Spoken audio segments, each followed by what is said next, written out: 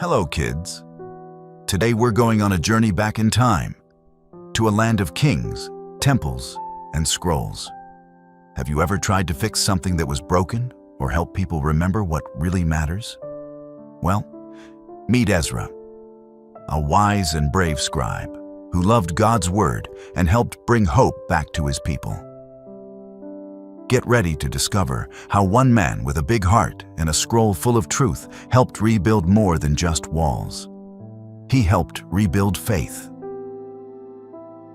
After many years of living far from home, God's people were finally allowed to return to Jerusalem. They had been taken away by enemies and forced to live in a foreign land called Babylon because they had disobeyed God.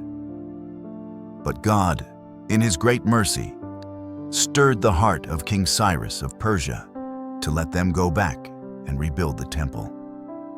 He said, "The Lord, the God of heaven, has given me all the kingdoms of the earth and has appointed me to build a temple for Him at Jerusalem in Judah. Any of His people among you may go up to Jerusalem, and may the Lord their God be with them." This was not just a kind act from a king. It was part of God's plan to bring His people home. The people traveled a long way and were happy to be back. But they found Jerusalem in ruins. The once beautiful temple was broken down, and the city walls had crumbled. Still, the people were filled with hope and began working to rebuild God's house. They laid the foundation and worshiped God with glad hearts. But not everyone was happy about their return. Some nearby groups didn't want the temple to be rebuilt and tried to stop the work. Their threats and lies caused the rebuilding to stop for many years. During this time, God raised up a man named Ezra to help His people. Ezra was not a soldier or a builder. He was a priest and a scribe. He spent his time studying the law of God and teaching it to others. Ezra loved God deeply and wanted everyone to understand and follow His commands. The Persian king, now Artaxerxes, gave Ezra permission to lead more people back to Jerusalem and to teach them God's laws. When Ezra arrived, he was troubled to see how far the people had drifted from God's ways. Many of them had forgotten what it meant to live as God's chosen people. Ezra was heartbroken and prayed earnestly to God, asking for mercy and guidance. He said, "Oh my God, I am too ashamed and disgraced to lift up my face to you, for our sins are higher than our heads. We have been guilty from ancient times until now, yet you have shown us grace even in our bondage." His sincere prayer moved the hearts of the people. They began to confess their sins and desired to return to God's path.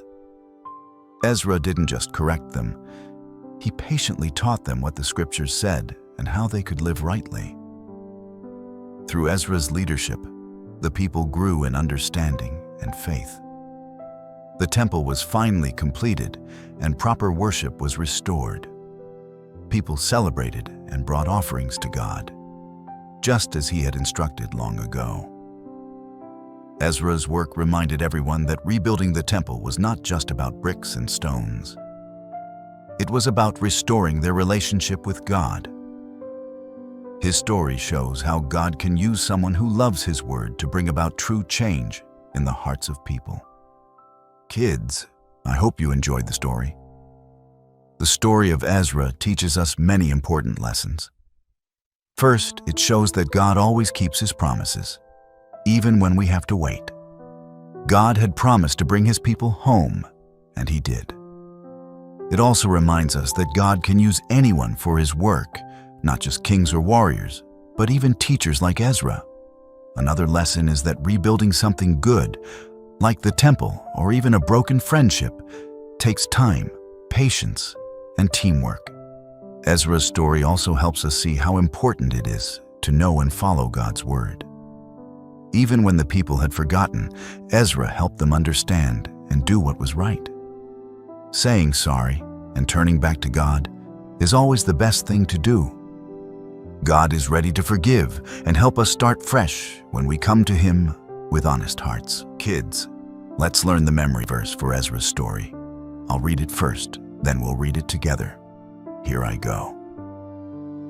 For Ezra had prepared his heart to seek the law of the Lord, and to do it, and to teach statutes and ordinances in Israel.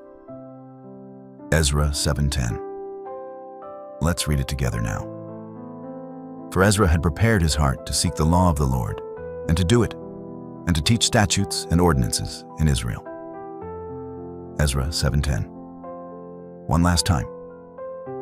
For Ezra had prepared his heart to seek the law of the Lord, and to do it, and to teach statutes and ordinances in Israel. Ezra 7:10. That's wonderful, kids.